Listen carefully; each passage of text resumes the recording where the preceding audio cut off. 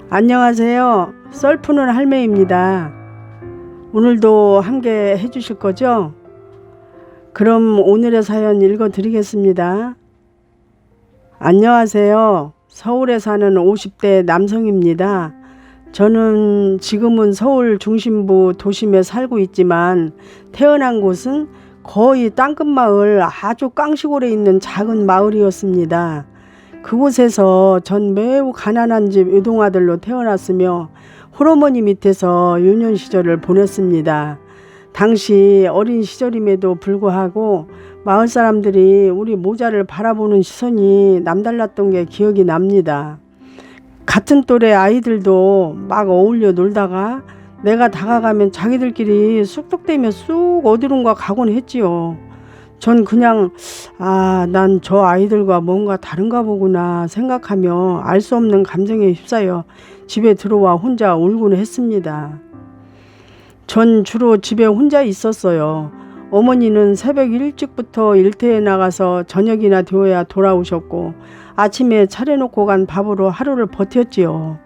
그러던 어느 날 어머니가 차려놓으신 밥을 먹고는 심심해서 혼자 마을을 돌아다니고 있었는데 동네 어른들이 모여 제법 큰 소리로 쑥덕거리듯이 얘기를 하고 있는 것이었습니다. 전 우연히 그 말을 듣게 되었는데 저희 어머니 얘기였습니다. 지금도 제 머릿속에 정확히 박혀있는 세 글자 미혼모였습니다.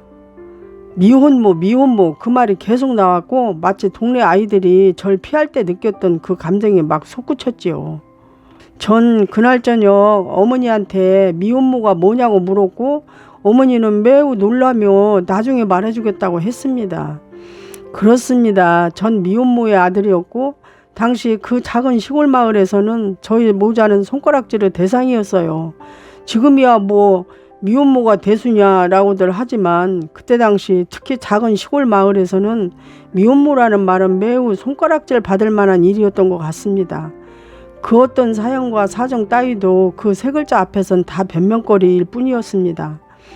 그냥 처녀가 임신해서 애를 낳은 거라고 생각을 했으니까요. 저는 어느덧 학교를 입학해 친구들과 어울리려고 했으나 어린 시절의 기억 때문인지 잘 되지 않았고 15살이 되던 해 완전 삐뚤어지기 시작했습니다. 미혼모라는 말의 뜻도 그땐 이미 알았고 그로 인해 그 철없이 해맑아야 했던 어린 시절 내가 그런 상처를 받았구나 하며 혹독하고 잔뜩 꼬인 사춘기가 오고 말았지요. 하루는 같은 반 녀석이 니네 엄마는 결혼도 안 하고 너를 어떻게 낳았대? 하며 웃길래 완전 눈이 돌아버렸는지 그 녀석을 반 죽여놨습니다. 피투성이가 되고 이빨이 2대나 나갔지요. 사실 전 그전부터 툭하면 싸우고 욕을 입에 달고 살았으며 집에서도 어머니한테 어마어마하게 못되게 굴면서 밥상도 없고 소리 지르기 다반사였습니다. 어머니는 저 때문에 매일같이 가슴을 쥐어짜며 울었던 것 같아요. 정말 그래서는 안 되는 거였죠. 지금 생각해도 가슴이 찢어진답니다. 어린 나이에 세상 모든 짐을 혼자 다 지고 있는 것 같았고 그게 전부 어머니 때문이었던 것 같았어요. 참 못되고 불쌍한 아이였던 거죠. 어찌됐든 그동안의 싸움과는 달리 이번은 일이 커졌습니다. 전치 8주가 나왔거든요. 다행히 합의를 봤지만 그동안 행실이 너무 좋지 않아 퇴학을 당하고 말았습니다. 학교에서는 마지막 기회를 주려고 하였으나 선생님과 피해자에게 잘못했다고 빌기는커녕 뿌리치고 도망쳤던 결과였지요. 어머니는 여기저기 돈을 빌려 피해자 가족들을 찾아가 싹싹 빌며 합의를 보았던 거였어요. 전 퇴학 당한 뒤 1년가량 집에 있다가 어머니가 더욱 보기 싫어 일터에서 힘들게 벌어 작게나마 모아둔 돈을 훔쳐서 집을 나와버렸습니다. 아마도 내 합의금 때문에 여기저기 빌렸던 돈을 갚기 위해 모아둔 돈이었던 것 같았어요. 당시 어머니가 어떤 마음이었을지 생각하면 지금도 제 마음은 천갈래 만갈래 찢어집니다. 그렇게 집을 나와 시골을 벗어나 도심으로 와서 밤마다 유흥가 뒷골목을 다니며 흥청망청 돈을 쓰며 돌아다녔고 일주일도 안 돼 돈이 바닥이 났습니다. 사실 전 어린 나이에도 불구하고 덩치가 큰 편이고 하는 짓도 나름 어른처럼 구는 법을 알아서 술집을 드나드는데 큰 무리는 없었어요. 전 돈이 필요했어요. 인근 주택가로 가서 새벽에 숨어 있다가 지나가는 남자의 머리를 벽돌로 내리쳤고 남자는 바로 고꾸라졌습니다. 지갑을 훔쳐 달아나려 했으나 마침 새벽 운동을 나오던 건장한 체격의 남성 주민과 현장에서 마주치게 되었고 아직 미성년자였던 전 그 건장한 남성에게 제압당하고 결국 경찰에 잡혀가게 되었습니다. 전 강도치상죄로 유치장을 가게 되었고 저에게 맞은 남자분은 당시 21세 대학생이었으며 두개골 골절로 큰 수술을 하게 되었답니다. 당시 제 나이 17세였습니다. 전 며칠 후 유치장에서 소년구치소로 넘어가게 되었고 그곳에서 한 달간 지내다가 재판 후 소년교도소로 넘어갈 예정이었지요. 어차피 전 당시 집 나온 상태로 보호자도 없었고 어머니가 오신다 해도 이미 합의는 불가능한 상태라고 생각했었죠. 경찰서에서 어머니한테 연락이 갔는지 어머니가 면회를 오셨고 전 몇 번이고 면회를 거절했어요. 그러고 있는데 어느 날 갑자기 면회 신청이 들어오길래 또 어머니인 줄 알고 거절했는데 피해자 가족이라는 거였습니다. 당시 전 마음속에 미움과 원망, 폭력성이 가득한 상태라 어머니의 면회도 계속 거절하고 있었는데 이상하게도 피해자 가족의 면회는 가게 되었습니다. 지금 생각하면 저도 모르게 뭔가에 이끌렸던 것 같아요. 면회실로 가보니 유리 너머엔 지금의 내 나이 또래인 50대 초중반쯤의 남자분이 있었습니다. 제가 돌로 내려친 그 남성의 아버지였지요. 그분은 절 물끄러미 쳐다보고 있었습니다. 전 저도 모르게 눈을 내리깔며 시선을 피했어요. 대략 1분 정도 침묵이 흐른 뒤 그분은 서서히 입을 열기 시작했습니다. 그분의 입에서 나오는 첫마디는 저의 심장과 머리를 순간적으로 내리치는 듯 했어요. 아직도 어머님이 미혼모인 게 불만이니? 그분의 한마디는 저의 오장육부를 관통하는 듯 날카로웠고 저의 가슴속 맹렬히 타오르는 분노 같은 불길에 서슴없이 기름을 붓는 듯한 느낌이었습니다. 아주 짧은 찰나였지만 수많은 생각이 지나갔어요. 내가 미혼모 아들이었나? 난 아직도 그것 때문에 화나 있는 건가? 순간 정신을 가다듬었고 전 물었습니다. 아저씨가 그걸 어떻게 알죠? 그분은 잠시 숨을 고른 뒤 어머님한테 다 들었다고 말했어요. 전 순간 또 화가 치밀고 반항심에 휩싸였죠. 보자마자 막 소리치고 화낼 줄 알았는데 느닷없이 어머니가 미혼모인 게 불만이냐니? 날 대놓고 비아냥대는 느낌이 들었고 또 나를 공경에 처하게 하는 엄마가 너무 미웠습니다. 그래서요. 뭐 어쩌라는 겁니까? 아저씨 아들한테 한 짓은 죄송하게 됐습니다. 하지만 저는 합의 같은 거 할 상황도 못 되고요. 그냥 깜빵에서 썩을 테니 할 말 없으면 돌아가세요. 라고 소리치며 말했습니다. 그러자 그분은 나지막한 목소리로 며칠 있으면 재판이니 그때 판사님께 무조건 잘못했다고 빌어라. 아직 미성년자고 초범이니 많은 정상 참작이 될 거다. 그리고 내 어머님과 합의했다. 널 풀어주길 바란다고 재판부에 청원서도 넣었어. 풀려나게 되면 날 찾아와라. 라고 말하면서 일어나는 거였습니다. 전 너무 놀라 네? 뭐라고요? 엄마가 돈이 어디 있어서 합의를 해요? 지금 무슨 수작 부리는 거예요? 아저씨 저 그냥 깜빵 갈 거니까 합의 보지 마세요. 하고 소리쳤지만 그분은 뒤로 안 돌아본 채 그냥 면회실을 나갔습니다. 어느덧 재판날이 다가왔고 전 집행유예로 풀려나게 되었어요. 어머니가 마중 나왔고 전 도대체 어떻게 된 거냐고 따져 물었습니다. 그러자 어머니는 난 아무 할 말이 없다. 그분께 가서 직접 들어라. 는 말만 계속 하시며 쪽지를 하나 주셨고 이 안에 그분 주소가 있으니 찾아가 봐라. 라고 하시는 거였어요. 전 도무지 이해를 할 수 없어 궁금한 마음에 찾아갈까도 생각해봤지만 어차피 풀려났는데 뭔 상관이래? 하며 어머니한테 아무렇지도 않게 집에 가자고 했는데 어머니는 여지껏 볼 수 없었던 냉정한 말투와 차가운 얼굴로 너 이제 좀 있으면 성인이나 다름없다. 언제까지 너의 투정을 주변 사람들이 받아줄 것 같아? 도둑질에, 폭력에, 강도질에 네가 내 아들이라는 게 더 이상 믿기지 않는다. 정 집에 오고 싶으면 너가 몹쓸 짓한 그 사람과 가족들에게 가서 사죄하고 오거라. 특히 널 면회했던 그 아버님은 절대 용서할 수 없는 널 용서했을 뿐더러 가엾게 여기기까지 했다. 모르겠니? 네가 사람이면 그분들께 가서 사죄해야 된다. 아, 누가 용서해달래. 어차피 난 망한 인생이야. 내가 누구 때문에 이렇게 됐는데. 내가 갈 데가 없으니 엄마한테 가려는 거지. 누군 그 집 구석에 다시 가고 싶은 줄 알아? 말이 끝나는 순간 철썩 눈에서 불이 번쩍 났습니다. 어머니는 저의 뺨을 후려치고는 네 맘대로 해. 이 천하의 몹쓸 놈아. 어휴, 어찌됐든 내 마음은 변함없다. 길에서 노숙을 하든 강도짓을 하든 네가 알아서 살아. 나도 더 이상은 널 아들로 생각하고 싶지도 않다. 전 화가 치밀었고 알았어. 참나 더러워서 안 들어간다.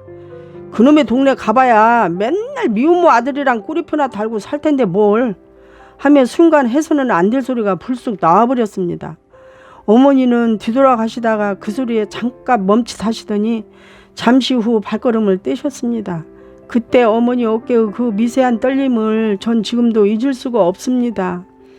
전 갈 데도 없고 어찌할까 고민하다가 결국 어머니가 주신 쪽지를 펴보았고 쪽지 안에는 그분의 주소와 10,000원짜리 지폐가 몇 장 들어 있었습니다.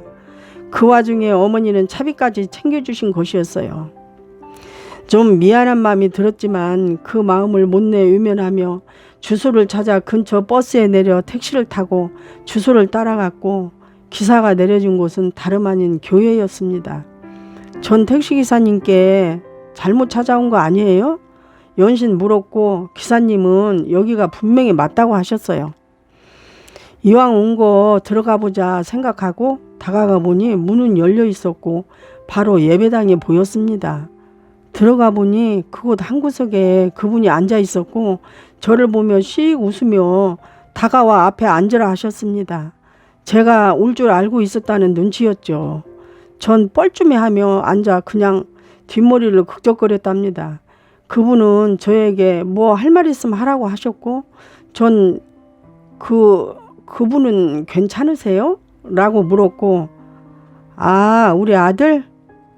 괜찮아. 술도 잘 됐고 좀만 있으면 완치될 거야. 아, 네, 그렇군요. 죄송합니다. 전 이상하게 그분의 그 알 수 없는 고요함과 부드럽지만 한편으론 단호해 보이는 카리스마에 놀려 나도 모르게 고개를 숙였습니다. 그분은 너 이름 정훈이 맞지?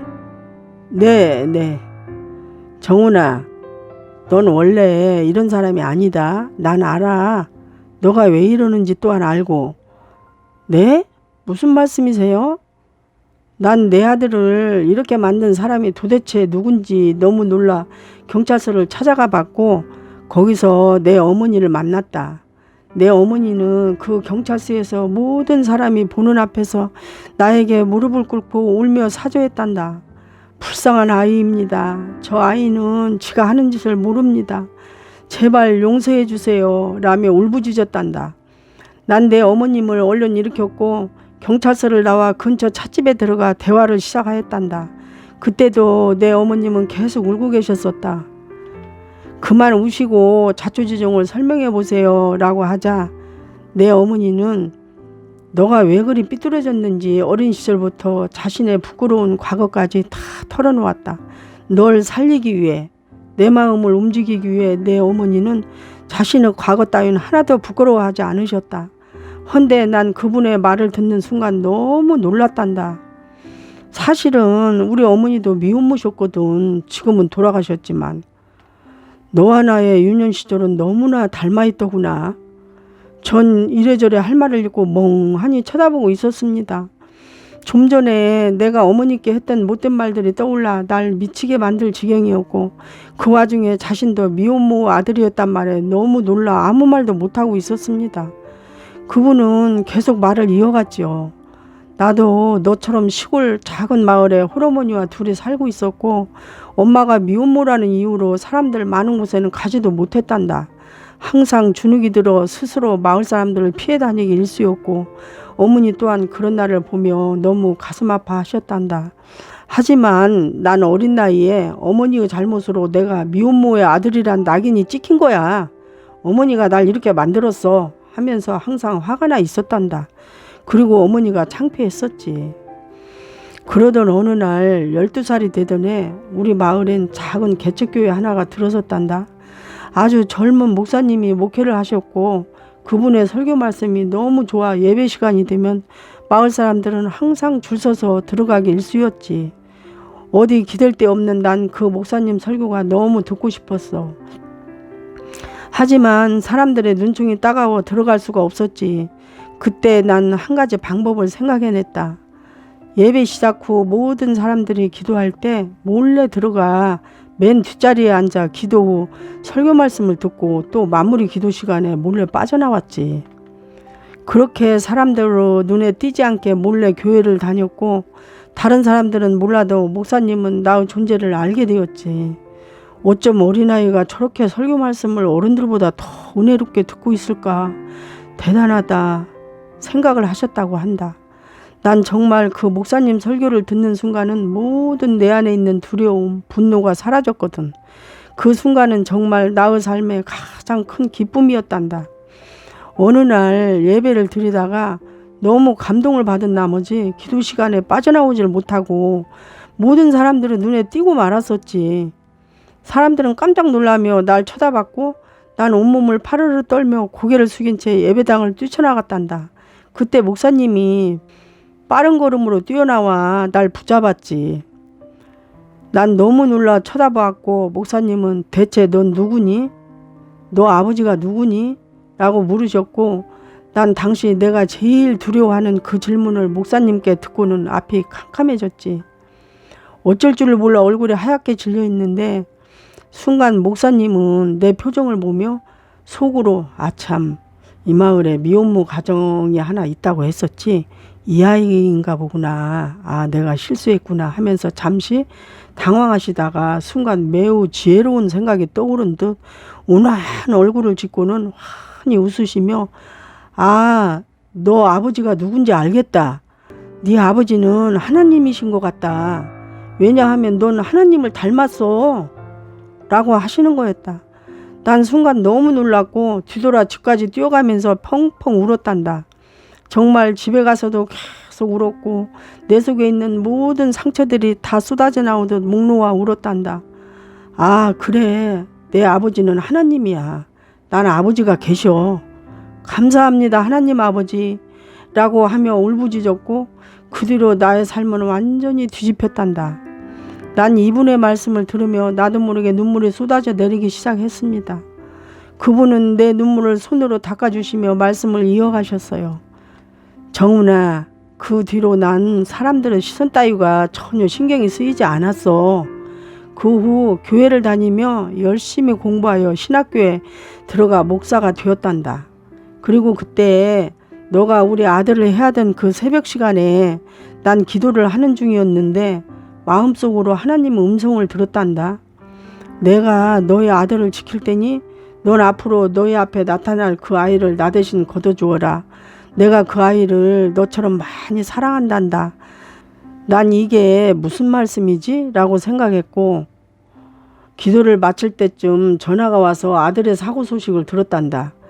나는 하나님의 말씀대로 우리 아들은 하나님께 맡기고 널 거두라는 말씀이 정확히 무슨 뜻인지는 모르지만 널 최선을 다해 모든 방면에서 돕기로 결정했다.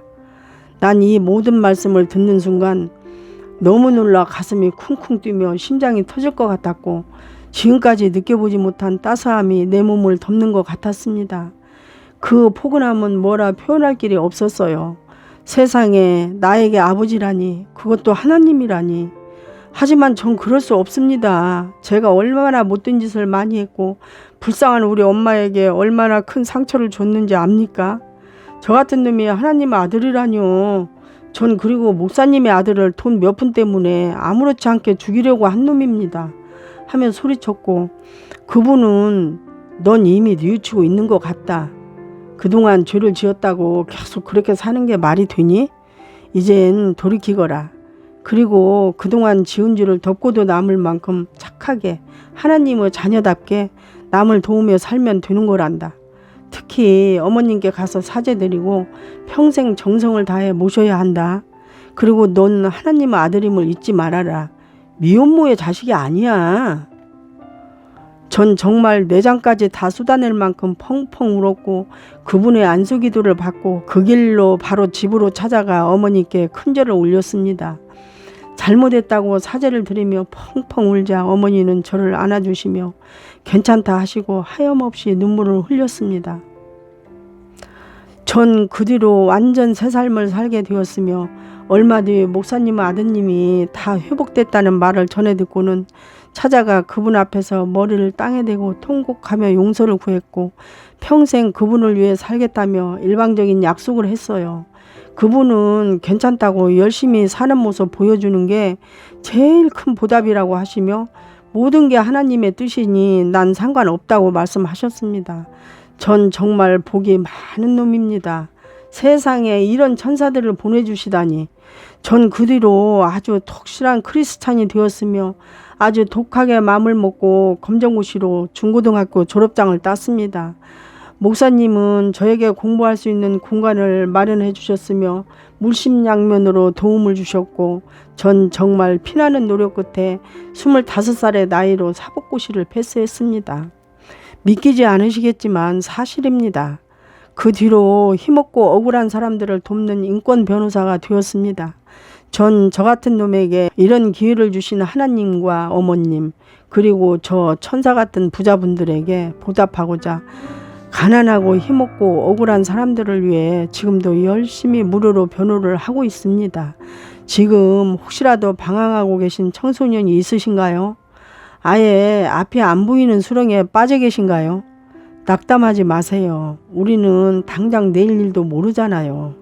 이 사연을 읽은 모든 분들께 하나님의 축복이 임하기를 기도드립니다. 감사합니다. 아, 참 아름다운 이야기네요. 정말 감동적이네요. 제가 읽었지만 정말 참 너무너무 감동적입니다. 오늘도 함께 해주셔서 감사합니다.